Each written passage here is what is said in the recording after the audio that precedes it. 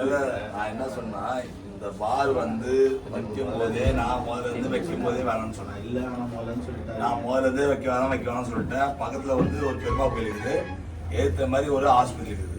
நீங்கள் கேட்டால் டூரிசம் பாரு கிடையாது, விதிகளுக்கு இல்லைன்னு சொன்னீங்க. சொல்லிட்டு நீங்கள் வந்து பாரை வந்து அவங்க ஆதரவாளர்கிட்ட வந்து நேராக கோயில் பக்கத்தில் வச்சுட்டீங்க, பெருமா கோயில். இன்னைக்கு பார்த்தா நாங்கள் முதல் சொன்னோம் கவுண்டர் போட்டு விற்கிறாங்க. நாங்கள் டூரிசம் பார்னா என்ன, வர ரூமில் இருக்கிற கெஸ்ட்டுக்கு சரக்கு விற்கிற ரூம் அதான் உங்கள் சட்டம், அதான உங்கள் ரூலு.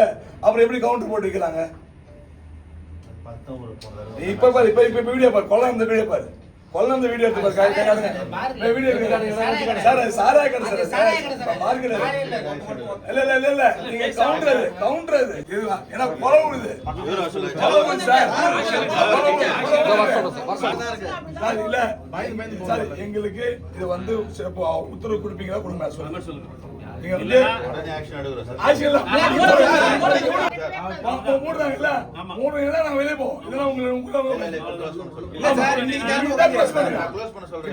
சீல் வச்சு க்ளோஸ் பண்ண சார் வச்சு சட்டத்துக்கு செய்யல.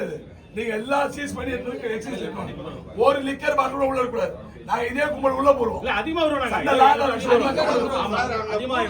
புதுச்சேரி அடுத்த காலாப்பட்டு தொகுதிக்குட்பட்ட ஆலங்குப்பம் பகுதியில் ரெஸ்டோ பார் உள்ளது. இங்கு 2 தினங்களுக்கு முன்பு நடந்த தகராறில் வாலிபர் கொலை செய்யப்பட்டார். கொலையாளியும் கொலை செய்யப்பட்டவரும் தமிழக பகுதியை சேர்ந்தவர்கள். இந்த சம்பவம் ஆலங்குப்பம் குடியிருப்பு பகுதி மக்களிடையே பீதியை ஏற்படுத்தியது. மேலும் ரெஸ்டோ பார் என்ற பெயரில் மதுபான விற்பனை அங்கு நடைபெறுகிறது. இதனால் சட்டம் ஒழுங்கு சீர்கெடுகிறது. மேலும் கொலை நடந்துள்ள ரெஸ்டோ பார் ஏற்கனவே விதிமுறைகளை மீறியதற்காக 1 லட்சம் ரூபாய் அபராதம் விதிக்கப்பட்டு மூடப்பட்டது.